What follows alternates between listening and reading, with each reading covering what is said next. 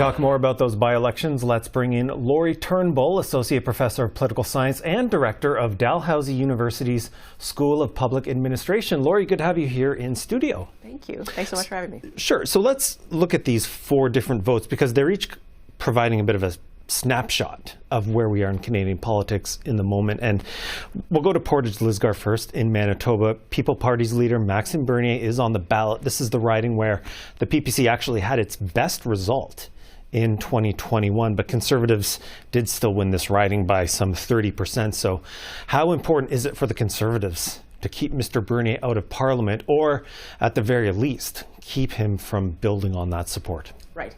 I mean, I think this is a safe Conservative riding. Everybody kind of feels that way about it.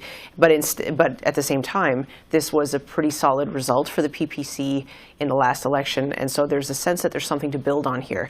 I think this is probably why Maxime Bernier put himself in this riding. Clearly, it's not his riding. He is not a Manitoba guy, but he's putting himself there to run in this by-election, I think, to bring some attention to the cause of the PPC and to be a thorn in Pierre Poilievre's side and to try to build on what they got in the last election so that they can show that they're actually a force to be reckoned with. I think it's going to be a serious issue in the next general election, whether or not the Conservatives have something to worry about on that right side. And so this is what this is about.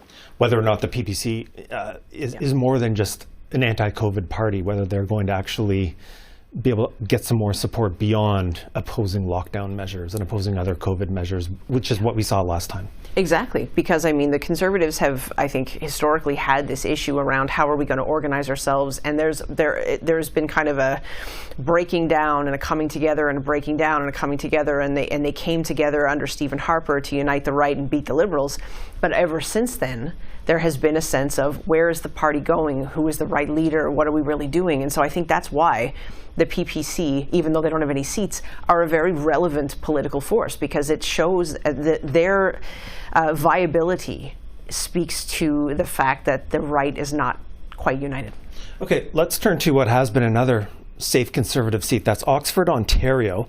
Here, though, we've got some Conservative discord over the process, over the nomination process. The former MP, Dave McKenzie, is actually supporting the Liberal candidate. We've seen one poll saying the Liberals and Conservatives are essentially deadlocked. So what are you watching?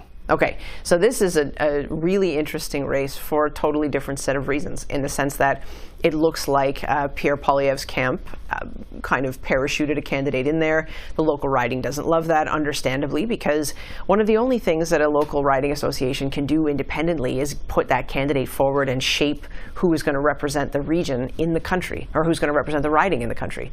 And so when you see the leader's office, it looks like getting involved in that in a way that doesn't allow the riding association to fully express itself. There's a back and forth. It's kind of a power struggle. It's kind of a sense of where are we going as a party? What is the point of the local representation? And so because this happened the way it happened, you see this again, like a kind of a breakdown in the Conservative coalition in the riding, where some people are saying, well, look, we vote Conservative, but we're not going to this time. Is that going to be enough to actually change the result in the riding? My guess is probably not, because if you've got a base, the base is going to come out. Are people who are disenchanted with the choice of the Conservative candidate for these kinds of reasons, are they going to actually come out and mobilize for the Liberal? That's different.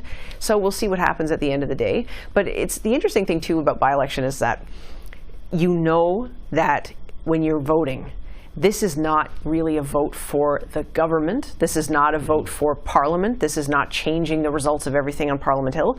This is actually a kind of one-off interesting moment where you can vote something and it doesn't actually change the whole world. And so people can get kind of brave. Yeah, and that is an argument, in fact, going back to Manitoba, that Maxime Bernier has made for Portage Lisgar. I do want to, though, go to Montreal. We've got the race in NDG Westmount, where former Liberal Party President Anna Gainey is on the ballot, but we also have the Green Party's deputy leader, Jonathan Pedneau. Now, this was Marc Garneau's riding, and he won 54% for the Liberals in the last election.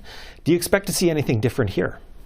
Not really, to be honest. I mean, Anna Gainey is, again, as you said, has been president of the party. She's very close to the Prime Minister.